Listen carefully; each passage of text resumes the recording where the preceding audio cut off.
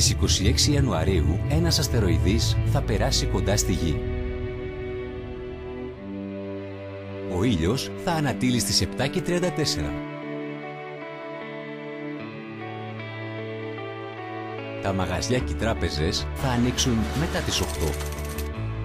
Οι γονείς θα συνεχίσουν να ανησυχούν για τους βαθμούς των παιδιών, αλλά καμία οικογένεια δεν θα ανησυχεί μη βρεθεί στο δρόμο.